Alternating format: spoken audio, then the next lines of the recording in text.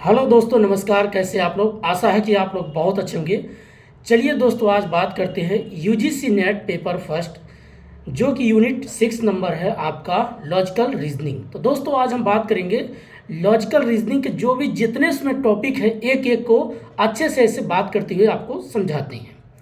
पहला इसमें जो आपका आता है, फर्स्ट इसमें जो आता है, देखिए होंगे आप, उसमें आता है स्टेटमेंट, आर्गूमेंट एंड कंक्लूजन।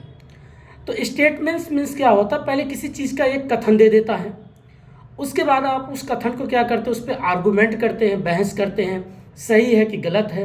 अगर वो सारी चीज़ें अच्छा निकल जाता है तो आप अंत में क्या करते हैं, उसका एक निर्णय देते हैं, जिसको बोलते हैं कंक्लूजन करना, निष्कर्ष निकलता है। तो ये बेसिक चीज़ें अगर आप देखते होंगे, जैसे एग्जाम्पल लेते हैं, किसी ने कहा कि आज बादल दिखे हैं, तो बादल का मतलब स्टेटमेंट है। अब दूसरे ने कहा कि लगता है आज बारिश होगा। अगर बारिश हो गया तो कैलकुलेशन क्या होगा? सही बात है, चलो बादल दिखा और बारिश हो गया तो अच्छी बात है। बादल दिखना और बारिश का ना होना, तो इसमें क्या होता है, पॉजिटिव और निगेटिव दो तरीके की हम बात करते हैं। तो ये आपका इससे पहले पॉइंट इंक्लूड किया जाता है, स्टेटमेंट, आर्गूमेंट एंड कैलकुलेशन। दूसरे इसमें हम पढ़ते हैं फैल्सी। फैल्सी मीन्स होता है गलतियों को ढूंढना। जैसे एक होता है फॉर्मल फैल्सी, एक होता है इनफॉर्मल फैल्सी। फॉर्मल फैल्सी मीन्स जैसे आपको दिख रहा है कि इस वक्त अगर यूजीसी नेट ने कोई चीज़ चेंज कर रहा है, पहले जैसे 11 तारीख से लेकर के 11 जो तारीख था आपका जून से 22 से 21 जून तक एग्ज़ाम होने वाले थे, लेकिन ये हमें दिख रहा था, लेकिन अब उसको चेंज करके 16 जून रख दिया। तो क्या हो रहा है, एक प्रकार से फॉर्मल फैल्सी है, दिख रहा है, गलतियाँ कर रहा है। पहले ऑनलाइन था, अब उसको ऑफलाइन कर रहा है। तो जो सुधार रहा है और जो चीज़ें उसमें गलतियों को सुधार रहा है फॉर्मल तरीके से, उसको बोलते हैं फॉर्मल फैल्सी। एक होता है इनफॉर्मल फैल्सी। इनफॉर्मल फैल्सी क्या होता है, जैसे आप कभी सोचे नहीं होते हैं, अचानक आप जा रहे हैं, अचानक से आपके साथ कोई ऐसी घटना हो जाती है जिसमें आप फिर उसमें सर्च करते तो कहेंगे ऐसा तो मैंने कुछ सोचा नहीं था, मेरे साथ ऐसा क्यों हो गया। होता ना जीवन में, कभी काल आप जो सोच के चलते हो नहीं होता, कुछ अलग ही हो जाता है। तो इसको बोलते हैं इनफॉर्मल फैल्सी। दूसरे इसमें हम टॉपिक पढ़ेंगे square of logical reasoning. Square of logical reasoning में क्या क्या हमें पढ़ना होता है। पहला इसमें आपका आता है कंट्रारिटरी। कंट्रारिटरी क्या है, फिर दूसरा पढ़ते इसमें हम सब कंट्रारिटरी, तीसरा पढ़ते हैं सब अल्टरनेटिव, और चौथा पढ़ते इसमें हम कंट्राडिक्शन। तो दोस्तों बेसिक चीज़ें अगर देखा, 4 पॉइंट इसमें इंडिकेट किया जाता है, कंट्रारिटरी, सब कंट्रारिटरी, कंट्राडिक्शन और सब अल्टरनेटिव। ये 4 पॉइंट को इंडिकेट करता है। ये स्क्वायर ऑफ लॉजिकल रीजनिंग क्या है दोस्तों, आज मैंने वीडियो बनाया है, आप लोग जाके उसको देखिएगा, तो पूरा एक एक पॉइंट को मैं अच्छे से, 24 मिनट का वीडियो है, अच्छे से समझाया उसमें। इसमें क्या होता है, जैसे अगर आपने सिलोइज्म पढ़ा होगा कि कुछ कुछ बिल्ली डॉग होते हैं, तो उसमें सम का एक स्क्वायर बनेगा, फिर देगा सम डॉग्स ऑल कैट्स, तो ऑल का प्रतीक होगा। फिर उसमें जो है नेक्स्ट आपका इसमें आता है नो डॉग्स नो कैट, इसका तीसरा होता है, तो ऑल सम नो। इन्हीं तीन आधार जो बेस होता है, इसी पे क्या होता है, कंट्रारिटरी, कंट्राडिक्शन, सब कंट्रारिटरी। एक मिनट दोस्तों, चलिए दोस्तों, तो कंट्रारिटरी, सब कंट्रारिटरी, कंट्राडिक्शन और सब अल्टरनेटिव, 4 पॉइंट इसमें इंडिकेट किया गया है, इसको आप जाके देखिएगा। नेक्स्ट टॉपिक इसमें एक और आता है आपका कोडोनेशन क्या है, डेनोटेशन क्या है। कोडोनेशन मीन्स होता है किसी चीज़ का एक पर्टिकुलर मीनिंग निकालना। जैसे मान लीजिए किसी का आप डिक्शनरी में मीनिंग ढूंढते हैं, जैसे स्नैक, तो स्नैक मीन्स होता है सांप, लेकिन दूसरा क्या होता है, उसी स्नैक का अलग अलग अर्थ निकाल देना, डिकोड कर देना, उसको बोलते हैं डेनोटेशन। एक होता है कोडोनेशन और दूसरा होता है डेनोटेशन। कोडोनेशन मीन्स होता है किसी, एक मिनट दोस्तों, क्या इसमें, तो बेसिक उसमें एक आता है कोडोनेशन, एक होता है डेनोटेशन। कोडोनेशन मीन्स मतलब किसी चीज़ का एक मीनिंग निकालना, जैसे स्नैक, तो स्नैक मतलब सांप, अब उस सांप का लोग अलग अलग मतलब निकालना। जैसे कोई रात को सोया हुआ व्यक्ति है, वो सपने में देखता है कोई सांप को देखा सपने में, अब उसने क्या मीनिंग निकाला, सांप का मतलब कि चलो महादेव का दर्शन हो गया। दूसरे ने बोला अरे भाई आपको लगता है कि आपका जीवन में कुछ नया होने वाला है, आपको धन की प्राप्ति हो रहा है, कुबेर का आपका जो खजाना मिलने वाला, अर्थात आप पे माँ लक्ष्मी का कृपा होने वाला है। तो इस प्रकार का जो अलग अलग मीनिंग निकालते हैं उसको बोलते हैं डेनोटेशन, एक होता है कोडोनेशन। फिर नेक्स्ट इसके बाद आपका पहला यूनिट इसमें समाप्त हो जाता है। दूसरा इसमें आपका आता है evaluation of deductive and inductive. Deductive means क्या होता है और इंडक्टिव क्या होता है। डिडक्टिव मीन्स होता है जर्नल टू पर्टिकुलर और इंडक्टिव होता है पर्टिकुलर टू जर्नल। अब जर्नल टू पर्टिकुलर क्या बेसिक चीज़ बात करता है, जैसे मान लीजिए सभी के पास आजकल सभी के पास मान लीजिए आईफोन 6 मोबाइल है या आईफोन 14 है, 15 है, नए नए अपडेट होते रहते हैं, सभी के पास ऐसे मोबाइल हैं। तो ये बात जो सब पे लागू हो रहा है, सबके पास जो चीज़ें होती है वो जनरल सी हो गई। अब उसी में से कोई एक नया उसका फीचर आ गया मार्केट में, उसी मोबाइल में एक नया फीचर आ गया तो क्या हो जाता है, वो पर्टिकुलर हो जाता है कि सभी में से कोई एक विशेष व्यक्ति निकलना या सभी में से कोई एक विशेष वस्तु का बनना, इसको बोलते हैं जर्नल टू पर्टिकुलर, इसको बोलते हैं डिडक्टिव। अब डिडक्टिव में इसके कई बेसिक आधार बनते हैं, एक होता है वैलिड, एक होता है इनवैलिड। वैलिड मीन्स होता है जो पूर्ण रूप से एकदम सही दिखता हो, कहाँ ये वैलिड बात करता है, ये सत्य बात कर रहा है, ये वैलिड है। अब दूसरा होता है इनवैलिड, जिसमें लगता है कि ये बात सत्य नहीं है, इसमें काफ़ी गलतियां देखी जा रही, वो होता है इनवैलिड। अब वैलिड में फिर होता है आपका साउंड और अनसाउंड। साउंड मीन्स होता है जो बात को पूर्ण रूप से सही तरीके से व्यक्त करता है। अनसाउंड वो होता है जो पूर्ण रूप से उस बात को सही तरीके से ठहरा नहीं पाता है, व्यक्त नहीं कर पाता, एक्सप्लेनेशन नहीं दे पाता, उसको बोलते हैं अनसाउंड। तो दोस्तों ये होता है आपका डिडक्टिव। दूसरा इंडक्टिव होता है। अब इंडक्टिव मीन्स होता है पर्टिकुलर टू जनरल। अब जैसे किसी विशेष, मान लीजिए आपके गांव में कोई एक व्यक्ति आईएएस बनता है तो उसके वो क्या होता है, एक पर्टिकुलर व्यक्ति लगता है, जैसे एक विशेष प्रकार से उसके पास पावर है, पैसा है, नाम है, शोहरत है। लेकिन जब पता चला आपके पड़ोसी में 4 लोग और आईएएस बन गए, 5 लोग और पता चला प्रोफेसर बन गए, अब उस एरिया में क्या हो रहा वो चीज़ें, अब वो जो पर्टिकुलर चीज़ थी वो जनरल सी बात हो गई। तो क्या हो गया, वो सब पे लागू। भाई मेरे चाचा के ताऊ के लड़के ने भी आईएएस है, मेरे चाचा भी आईएएस है, मेरे चाचा के जो भाई के चाचा दूसरे वो भी आईएएस। अब इस प्रकार से बातें क्या हो गई, पर्टिकुलर से जनरल सी हो गई। ये होता है आपका इंडक्टिव। अब इंडक्टिव में क्या होता है, बेसिक 2 पॉइंट पढ़ते हैं। एक होता है आपका स्ट्रॉन्ग, एक होता है वीक। स्ट्रॉन्ग वो बात करता है जिसमें लगता है कि बात 100% सही कह रहा है, कि यहाँ पर पूरे समाज में अगर देखा जाए, अगर 50 घर हैं तो 50 घरों के पास देखा जाए कम से कम 45 लोग आईएएस हैं। तो बात सत्य है, ये कह रहा है कि भाई ये जो है पूर्ण रूप से स्ट्रॉन्ग की बात कर रहा है। अब दूसरा उसमें जो होता है अनस्ट्रॉन्ग, क्या होता है, जो पूर्ण रूप से वीक की है, कमज़ोर है, जो उस बात को इम्प्लीमेंट नहीं कर पा रहा, उसकी व्याख्या नहीं कर पा रहा है, तो उसको बोलते हैं वीक, मतलब कमज़ोर। अब इसमें जो स्ट्रॉन्ग भी होता है उसमें बात आता है एक कॉन्जेंट बोलते हैं। कॉन्जेंट मीन्स होता है थिंकिंग प्रोसेस, इंटेलेक्चुअल, जिसके सोचने समझने की पावर अच्छा खासा हो, उसको बोलते हैं कॉन्जेंट।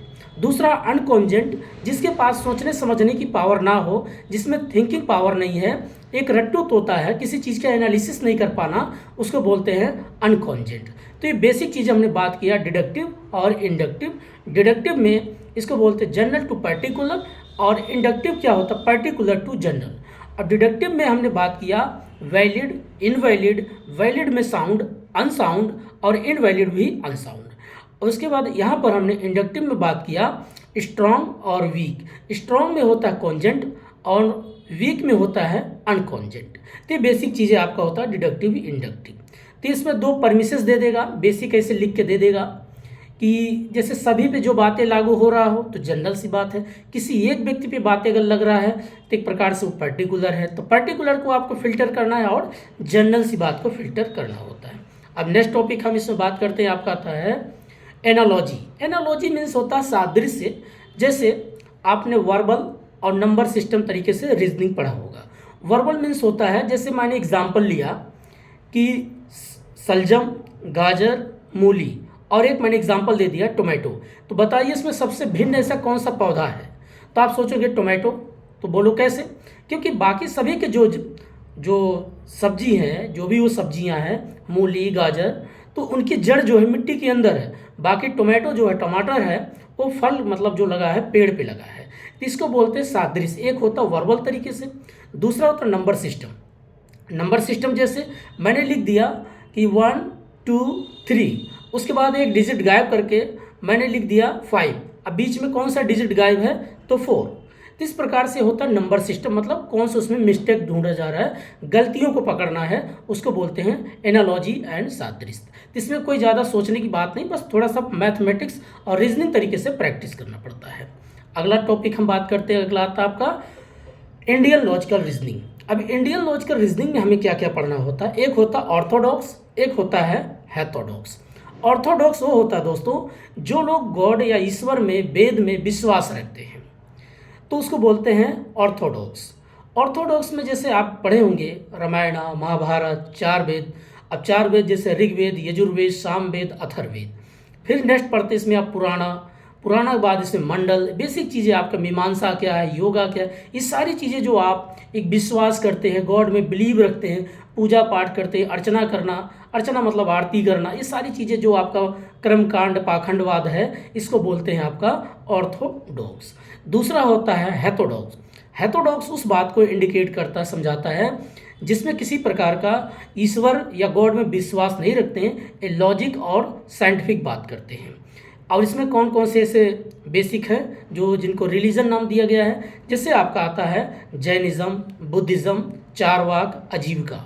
जैनिज़्म जो बेसिक है ये क्या कहता है कि भाई मैं गॉड को नहीं मानता, क्योंकि ये गॉड में विश्वास नहीं रखते हैं। लेकिन अब कुछ लोग कहेंगे नहीं तो गॉड को मानते हैं, पूजा पाठ करते हैं, बट वो गॉड को नहीं मानते। उनके बेसिक अगर आप जाइए बुक्स वगैरह पढ़ेंगे, क्योंकि इनकी दो ब्रांचें बनी थी जैनिज़्म की, एक दिगंबर, एक श्वेतांबर। दिगंबर वो होते थे जो कपड़े नहीं पहनते, जिनको नागा बाबा बोलते हैं। ये ज़्यादातर आपको हिमालय के बेल्ट में मिलेंगे, या आप गया क्षेत्र में चले जाइए, या आप बनारस क्षेत्र में चले जाइए। ये लोग पांडा बन के पूरे नंगा तरीके से लेटे बैठे रहते हैं और लोग इनसे आशीर्वाद लेते हैं, बाबा मुझे आशीर्वाद दो, मेरा घर परिवार सुखमय हो जाए। ये बाकी ये लोग पाखंडवाद में फंस गए हैं, लेकिन ये लोग कभी इस चीज़ को नहीं मानते थे। दूसरा होता है श्वेतांबर। श्वेतांबर वो होता है जो सफ़ेद वस्त्र धारण करते हैं, वो मास्क लगा के चलते हैं। इनका कहना है कि अगर कोई जीव जंतु हमारे मुख से या नाक से अंदर गया तो उसकी हत्या हो सकती है, तो इसलिए वो मास्क पहन के रखते थे। ये लोग पहले वैश्य होते थे, ये कृषि करते थे, लेकिन बाद में कृषि करना छोड़ दिए, क्योंकि जब वो प्लग हो, जो खेत की जो जोताई होती है, मिट्टी की खुदाई होती थी, तो उसमें छोटे छोटे स्पीसीज या कीड़े मकोड़े निकलते थे, वो डेड हो जाते थे। तो इनको लगा कि ये हिंसा है, इसलिए वो हिंसा नहीं करना, अहिंसा का पालन करने के लिए ये अपना एक धर्म बना लिए। तो दो पार्ट इसमें बने, एक दिगंबर, एक श्वेतांबर। ये जैनिज्म का बेसिक कॉन्सेप्ट था। दूसरा इसमें आता है आपका बुद्धिज़्म। बुद्धिज़्म में बेसिक अगर देखा जाए तो बहुत पुराना, कम से कम आपका 5वीं 7वीं शताब्दी से पहले अगर चले जाइए, 3री 4थी शताब्दी, 5वीं 4थी शताब्दी में ही गौतम बुद्ध के बेस पे ही इस चीज़ को रखा गया। लेकिन उससे भी पहले अगर देखा जाए, गौतम बुद्ध से भी पहले बुद्धिज़्म इस देश में था। जैसे इंडस वैली सिविलाइजेशन दिखी, वहाँ भी आप जाइएगा आज भी स्तूपा ही दिखता है। 1922 में जब इसका पूरा खोज किया गया, पता चला कि अंग्रेज़ों के द्वारा जब वहाँ पर रेलवे लाइन बिछाया जा रहा था, तो किसी ने कहा कि ये जाके कुछ वो पत्थर सा टुकड़ा दिख रहा है, उसको लेके आओ। जैसे वो पत्थर का टुकड़ा लेके आया तो उसमें क्या था, वो ईंट के तरीके से बना था, जिसका होता ना कि स्क्वायर होता है 2 इंच मोटाई, बाकी 8 इंच इसकी लंबाई। तो इस प्रकार से क्या था, उसे लगा ये क्या, ये तो ईंट है। जब ईंट के बारे में रिसर्च हुआ, पता चला ये तो पक्का ईंट है। फिर उसके बाद उस जगह को और खुदाई किया गया तो पता चला एक बहुत विशाल, बहुत बड़ा सा एक सिविलाइजेशन देखा, जिसका जो कि इंडस नदी किनारे था, जिसका नाम पड़ गया इंडस वैली सिविलाइजेशन। तो यहाँ से पता चला, जब और खुदाई होने लगा तो काफ़ी चीज़ें वहाँ पर एक लिपिक मिला, जो लिखित रूप में मिला। आज भी उसको पढ़ा नहीं गया है, डिकोड नहीं किया गया है। जिस दिन उसका डिकोड हो जाएगा तो ये पता चलेगा ये लोग किस तरीके, कौन सी भाषा थी इनकी, और किस चीज़ का ये आविष्कार करते थे, क्या इनमें कौन सा रिलीजन था, ये सारी चीज़ें पता चलेगा। लेकिन अभी भी उसको डिकोड नहीं किया जा रहा है दोस्तों, क्योंकि काम उस पर चल रहा है। आगे बात करते हैं इसमें बुद्धिज़्म का। तो बुद्धिज़्म इनका जो बेसिक अगर देखा जाए तो 4 इसके आधार बन रहे हैं। काफ़ी इनके बुक्स थे, जैसे त्रिपिटक, विनय पिटक, अधम पिटक, बहुत सी इनकी किताबें थी जो सारी चीज़ें लिखी गई हैं। और ये जो चीज़ें लिखी जाती थी किताबें, क्या उस वक्त पहले लोग क्या करते थे, पत्थर पे एक शिलालेख पे, जैसे अशोक का 13 पिलर मिलते हैं बेसिकली, इन्होंने हर एक पिलर पे जैसे अहिंसा नहीं करना, जीव जंतुओं पे कभी नहीं मारना, महिला और पुरुष का सम्मान की बात करते, माता पिता का सम्मान की बातें, पूरा उस समाज की बातें करवा, जो है बेसिक चीज़ें उस पिलर पे लिखवाते थे। तो ये क्या थे, बुद्धिज़्म के बेसिक टीचिंग था, जो कॉन्सेप्ट देते थे। आज भी आप बिहार चले जाइए, नालंदा विश्वविद्यालय है, काफ़ी बोधमय, जिसको बोधगया बोलते हैं, आज भी आप जाइए, पूरा सारी चीज़ें वहाँ देखने को मिलता है।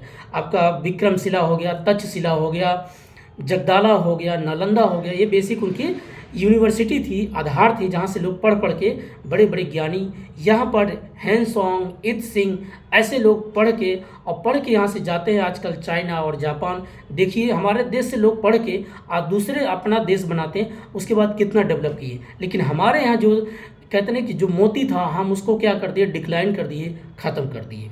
तो ये लोग किस चीज़ पे बात करते थे, साइंटिफिक और लॉजिकली बात करते थे। इनका बेसिक पहले क्या विद्या थी, ज्ञान थी, हीन यान पे बात करते थे। हीन यान का मतलब है, जैसे मैं अगर कोई ज्ञान दे रहा हूँ, अगर मेरी बात आपको अच्छी लगे तो उसको अमल करिए, अगर लगता है कि मेरी बातें एक कथा कहानी तरीके से, तो इसको आप जो है डिनाई करिए। वो इस बात पे करते थे और डायलॉग तरीके से उनकी टीचिंग होती थी, बैठ करके डिबेट होता था कि जब तक आपकी बातें सही, एक खरी मतलब बेसिक एक क्वालिटी और क्वांटिटी तरीके से बात नहीं होती, तब तक उसको एक्सेप्ट मत करो। तो यही चीज़ कहते थे कि मेरे जो पहली चीज़ है, हीनयान को मानो। हीनयान मीन्स आप उनके विचार को मानो। लेकिन लोगों ने क्या हुआ, जब तक हीनयान को मानते थे तो भारत एक सोने की चिड़िया थी, क्योंकि लोग उस वक्त ईश्वरवाद, पाखंडवाद पे नहीं फंसे थे। वो तो मिस्र की जब सभ्यता भारत में आती है, ग्रीक की सभ्यता आती है, तब यहाँ पर मूर्ति कला डिज़ाइन देना शुरू कर दिए। नहीं तो इससे पहले भारत में भी मूर्ति वगैरह नहीं बनती थी, जिससे मथुरा का शैली, गांधार की शैली, ये बेसिक चीज़ें देखने को मिलती हैं। तो हीनयान, उसके बाद दूसरा पढ़ते हैं महायान। महायान क्या हुआ, यहाँ पर लोगों को लगा कि अब बुद्ध की जो टीचिंग है उसको लोग मानना बंद कर दिए, बल्कि बुद्ध की मूर्ति लाके घर में रखना शुरू कर दिए।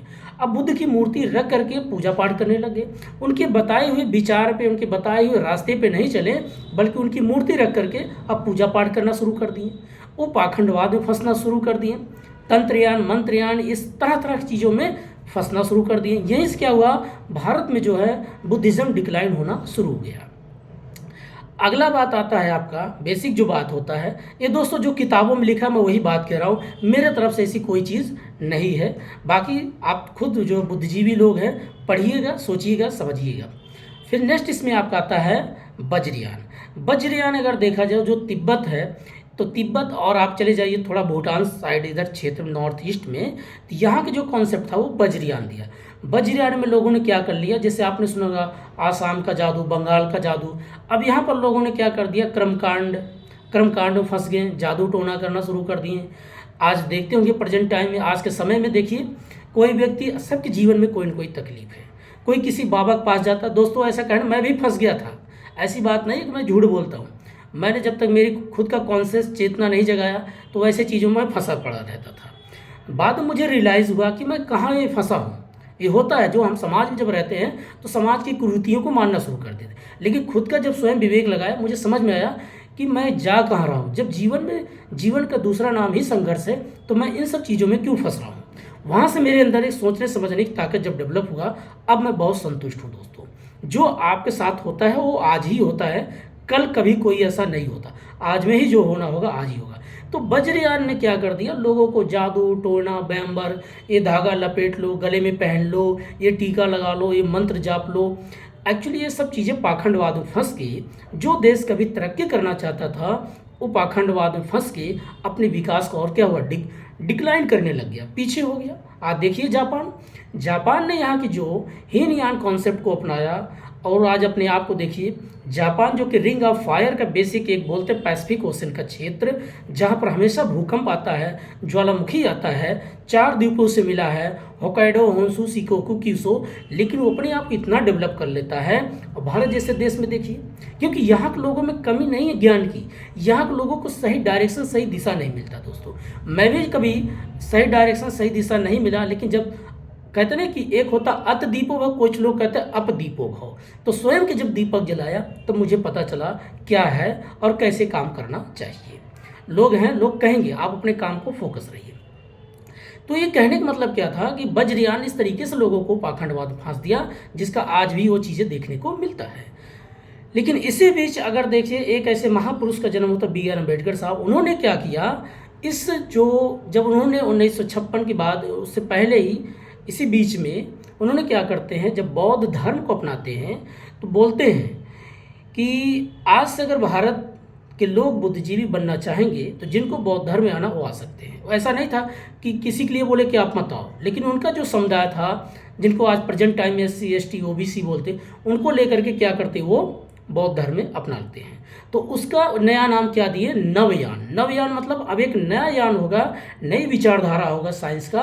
अब लोग इसी रास्ते पर आगे बढ़ेंगे तो खुद का उद्धार कर सकेंगे। तो बुद्धिज़्म के बेसिक 4 इनका फिलोसफर था, हीनयान, महायान, वज्रयान और नवयान। इसको आप बेसिक चीज़ें याद रखना। इनकी कुछ पुस्तकें हैं, त्रिपिटक, विनय पिटक, अधम पिटक, ये बेसिक इनके काफ़ी बुक्स हैं।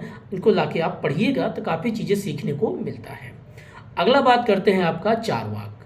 चारवाक क्या होता, चारवाक कहते हैं कि भाई कि अगर आप जिंदगी जी रहे हो, चाहे आप उधार लेना पड़े, उधार लेके घी पी लो।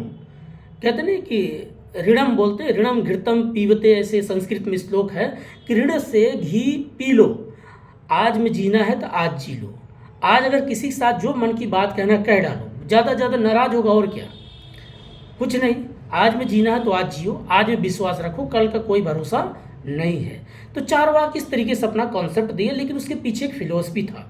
फिलोसफी इसलिए था कि ज़िंदगी आज ही मिली है, कल का कोई भरोसा नहीं है। एक होता आजीविका। आजीविका कहता था कि आपकी जो मंजिल होगी, जो आपका डेस्टिनी होगा, जो आपके जीवन में होगा वो मिल के रहेगा, और जो नहीं होगा वो बिल्कुल नहीं मिलेगा, चाहे आप हाथ पैर कितनों पटकना है पटक लो। उनका कहने का मतलब ये था कि अगर आपकी किस्मत में, अगर आपको कलेक्टर बनना है, प्रोफेसर बनना है, मंत्री बनना है, प्रधानमंत्री बनना है या कैबिनेट मंत्री बनना है तो आप बन जाओगे। अगर नहीं होगा तो कल तक जैसे झाड़ू मार रहे थे आज भी झाड़ू मारोगे। ये उनका अपना फिलॉसफी था। तो बेसिक अगर देखा था, जैनिज़्म, बुद्धिज़्म, चारवाक, आजीविका, ये होते हैं आपका हेथोडॉक्स। ये बेसिक था इंडियन लॉजिकल रीजनिंग। और जो ऑर्थोडॉक्स थे, ऑर्थोडॉक्स जो गॉड को मानते हैं, वेद को मानते हैं, इनका अपना अलग फिलॉसफी था।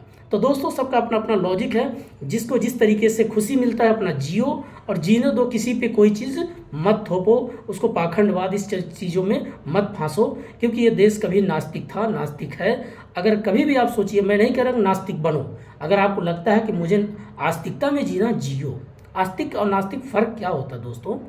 आस्तिक का मतलब वो नहीं है कि जो चीज़ हमें दिखाई नहीं दे रहा वो भी मान रहे हैं। मानो वो चीज़ जो दिखाई देता है। लेकिन नास्तिक कहते थे कि मैं वो चीज़ मानूंगा जो है, बाकी और चीज़ को मैं नहीं मानूंगा। नास्तिक और आस्तिक के बीच में ये कहते हैं पतली सी डोर का ही फासला है। बस इस समझने का दोनों का अलग अलग नज़रिया है, बाकी सबका अपना अपना खुद का विचार है। आइए अब अगला टॉपिक बात करते हैं, परमाणा। परमाणा मीन्स होता है किसी चीज़ का प्रत्यक्ष, जैसे जो इसको बोलते हैं प्रमाणा, जैसे रिजल्ट है कि भाई ये मेरे पास अगर पेन है तो एक प्रमाण है, एक रिजल्ट है, इसमें इंक है और मैं इसको जब लिखता हूँ तो ये चलता है, तो इसके अंदर इंक है, तभी तो एक प्रमाण है। अब प्रमाण के सोर्स ऑफ नॉलेज होते हैं, चाहे एक वर्बल तरीके से या नॉन वर्बल तरीके से, चाहे कोडिंग तरीके से हो चाहे डिकोडिंग तरीके से हो, अर्थात चाहे लिख करके या चाहे किसी चीज़ को समझ करके, ये सोर्स ऑफ नॉलेज के बेसिक आधार होते हैं। अब इसमें हमें जो परमाणा में बेसिक जिसको बोलते हैं 6 पॉइंट को पढ़ते हैं। कौन कौन सा? पहला इसमें आता है आपका प्रत्यक्ष। प्रत्यक्ष मीन्स होता है, इसको अंग्रेजी में बोलते हैं परसेप्शन। अब प्रत्यक्ष क्या, जैसे मुझे लग रहा है, दिख रहा है कि पेन है, जो मेरे सामने एक साबूत के रूप में, एक रिजल्ट के रूप में, प्रमाण के रूप में उपलब्ध है, उसको मैं बोलूँगा प्रत्यक्ष, अर्थात ये परसेप्शन है, इस पर मैं भरोसा कर सकता हूँ, ये चीज़ मेरे साथ हुआ है और ये चीज़ मेरे पास है। लाइट अगर प्रकाश से जल रहा है, प्रकाश से बिजली चल रही है, लाइटें जल रही हैं, तो इसका मतलब ये प्रत्यक्ष है, इसको बोलते हैं परसेप्शन। दूसरा इसमें होता है अनुमाना। अनुमाना मीन्स होता है इन्फ्रेंस, किसी चीज़ का अनुमान लगाना, एस्टिमेटेड करना। जैसे अनुमान क्या लगाना, किसी ने कहा कि ठंडी हवा चल रही है, तो किसी ने कहा क्यों चल रही भाई, ये तो मई और जून का दिन है, या अप्रैल का मंथ है, इतना ठंडी हवा कहाँ से आ गया? तो किसी ने कहा हो सकता है कहीं बर्फबारी हुआ हो सकता है कहीं पर बारिश हुआ हो। तो जो आप उसमें अनुमान लगाते हैं उसको अंग्रेजी में बोलते हैं इन्फ्रेंस करना, अनुमान लगाना, एस्टिमेटेड होना। तो दूसरा टॉपिक पढ़ते हैं। फिर इसी में अगला आपका आता है शब्दा। शब्दा मीन्स होता है वर्बल टेस्टिमनी। वर्बल मीन्स होता है जैसे मैंने किसी कुछ बोला, किसी से कोई बात कहा, एक होता ओरल तरीके से, एक होता मैंने लिखित रूप से कोई लेटर लिख के दिया, तो आपका एक ओरल बोल करके, एक होता है लिखित रूप में जो किसी पॉइंट को, किसी बात को समझाते हैं, वो होता है आपका वर्बल टेस्टिमनी। तो इस प्रकार से एक होता है शब्दा। 3 पॉइंट हमने बात किया। चौथा पॉइंट आपका आता है उपमाना। उपमाना मीन्स होता है किसी चीज़ का कंपैरिजन करना, तुलना करना। जैसे किसी की आवाज़, किसी का वॉकिंग, किसी का टॉकिंग, अर्थात जैसे आप देखते होंगे कोई व्यक्ति चलता है तो लोग कहेंगे एज ए इट इज़, ऐसे व्यक्ति एक मैंने और देखा इसे चलते हुए, इसी शक्ल का, इसी चेहरे का जैसा व्यक्ति मैंने और भी देखा है, इसी की स्टाइल बात करने वाला एक व्यक्ति और देखा। किसी से तुलना करना, एज ए कंपेयर करना, तो उसको बोलते हैं कंपैरिजन अर्थात उपमा, जिसको बोलते हैं उपमा देना, एज ए किसी से तुलना करना। जैसे किसी का कलर को लेकर के, किसी को हाइट को लेकर के, किसी चेहरे की डिज़ाइन को लेकर के क्या करते हैं, हम एक कंपेयर करते हैं, तो इसको बोलते हैं कंपैरिजन एवं उपमान। नेक्स्ट पढ़ते हैं इसमें आपका अर्थपट्टी। अर्थपट्टी मीन्स होता है किसी चीज़ का अर्थ निकालना, प्रज्यूमशन करना, प्रज्यूम करना कि अर्थ निकालना। जैसे कोई व्यक्ति काला कोट पहन कर खड़ा है और तो हम 2 चीज़ सोचेंगे, या तो ये टीटी हो सकता है या तो ये एडवोकेट हो सकता है। कोई व्यक्ति सफ़ेद प्रकार कुर्ता पहना और टोपी लगाया है तो हम सोचेंगे ये हो सकता है कोई लीडर हो। तो जो हम किसी के ड्रेस को देख करके, किसी की भाषा को देख सुन करके जो अनुमान लगाते, जैसे कोई अंग्रेजी बोलेगा तो हमें लगता है कि बंदा ये अंग्रेज़ है, या कोई अगर तमिल की भाषा बोलेगा तो हम समझेंगे ये मद्रासी व्यक्ति है, मद्रास से रहने वाला। कोई बंगाली लैंग्वेज बात करेगा तो हम बोलेंगे बंगाली दादा हैं। तो कोई पंजाबी बात करेगा हमें लगता है ये पाजी हैं, मतलब ये सरदार जी हैं। तो इस प्रकार से जो कोई ऐली गैली भोजपुरी में बात करेगा हमें लगेगा कोई व्यक्ति जो है ये बिहार बेल्ट से है, जिसमें भोजपुरी की एक या मैथिली की जो झलक दिख रही है ये यहाँ से बिलोंग करते हैं। तो इस प्रकार से जब हम उसकी भाषा, उसके ड्रेस, उसके खान पान से अर्थ निकालते हैं उसको बोलते हैं अर्थापट्टी अर्थात प्रज्यूम्शन। लास्ट में एक आता आपका अनुपलब्धि।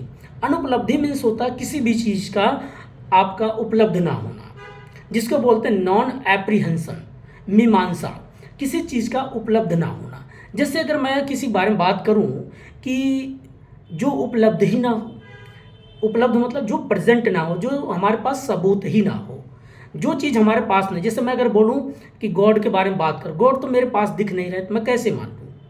या किसी ने आत्मा के बारे में बात किया, उपलब्ध नहीं, मैं कैसे मान लूँ? जो चीज़ प्रेजेंट नहीं है, जो चीज़ एक सबूत नहीं है, उसके बारे में कैसे मान लूँ? तो उसको बोलते हैं अनुपलब्धि, जो उपलब्ध ना हो, नॉट एप्रीहेंशन, जो प्रेजेंट नहीं है। या कोई टीचर है, कोई स्टूडेंट है, आपका दोस्त है जो आपके सामने प्रेजेंट नहीं है, उसके बारे में आप बात करते हैं।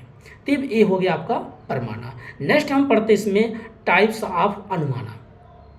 टाइप्स ऑफ अनुमाना क्या होता है दोस्तों? इसमें बेसिक 2 चीज़ होता है, एक होता है व्याप्ति, दूसरा होता है हेत्वाभास।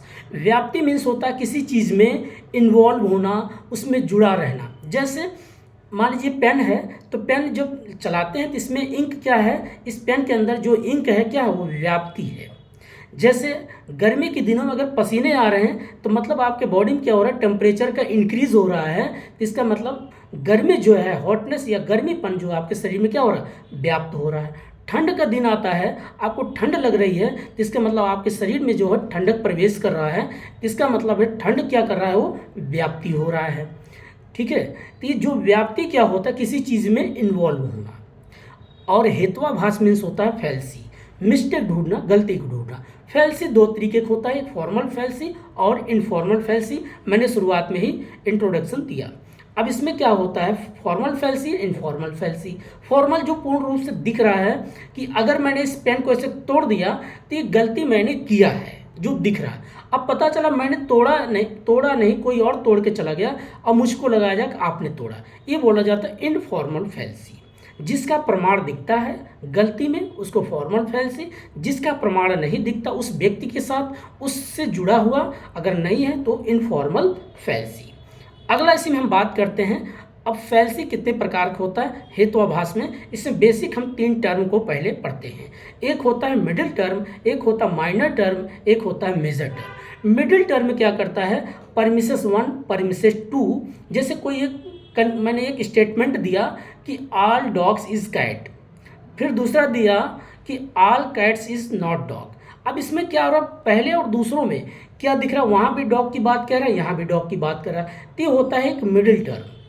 अब लेकिन जब दोनों का अलग अलग है, डॉग का एक आल में जोड़ रहा है, एक नो का जोड़ रहा है, एक का सभी डॉग जो कैट हो सकते हैं, दूसरे में कह रहा है ऑल डॉग्स नॉट कैट, तो यहाँ जो पहले परमिसेस है उसको बोलते हैं माइनर टर्म, दूसरे को मेजर टर्म। लेकिन डॉग यहाँ भी है, डॉग यहाँ भी शब्द उच्चारण किया जा रहा है, प्रोनाउंसिएशन किया जा रहा है, तो उसको बोलते हैं आपका मिडिल टर्म। तो माइनर टर्म, मेजर टर्म और मिडिल टर्म। मिडिल टर्म मतलब जो कॉमन है। फिर इसमें आगे हम पढ़ते हैं क्या क्या होता है हेतुआभास में। एक होता है गलतियाँ, अर्थपट्टी किसी चीज़ का अर्थ निकालना, विरुद्ध किसी चीज़ में विरोध करना, अनुपलब्धि किसी चीज़ का उपलब्ध ना होना, बाधित किसी चीज़ को बांध के रखना, प्रत्यक्ष जिसको बोलते हैं प्रत्यक्ष, अर्थात जिसको बोलते हैं सत्य प्रतिपक्ष। सत्य प्रतिपक्ष मीन्स का होता है जो पूर्ण रूप से प्रत्यक्ष है, उपलब्ध है। और बाधित, विरुद्ध, असिद्ध। एक होता असिद्ध मतलब जिसको हम सिद्ध नहीं कर सकते, जिसको जोड़ा नहीं जा सकता। फिर से बताते हैं, बाधित जिसको बाधा नहीं जा सकता, विरुद्ध जिसमें कोई विरोध नहीं किया जा सकता, और एक होता है सत्य प्रतिपक्ष जिसमें पूर्ण रूप से सत्य की बात करता है। तो बाधित, अबाधित, विरुद्ध और सत्य प्रतिपक्ष। इस प्रकार से आपका क्या होता है, पूरा मैंने निचोड़ी बात किया इंडियन लॉजिकल रीजनिंग के बारे में दोस्तों। तो आप लोग जाइएगा, काफ़ी मैंने वीडियो बनाया भी है और हर दिन आपको ऐसे छोटा छोटा वीडियो मैं एक लेक्चर के माध्यम से आपको समझाता रहूँगा दोस्तों। इससे क्या होगा, आप सुनोगे तो आपका माइंड रिकॉल करेगा क्या मैंने टॉपिक कभी पढ़ा है या सुना है, क्योंकि जब आप पेपर में जाओगे सारा चीज़ें ये आपको सामने पेपर में मिलेगा।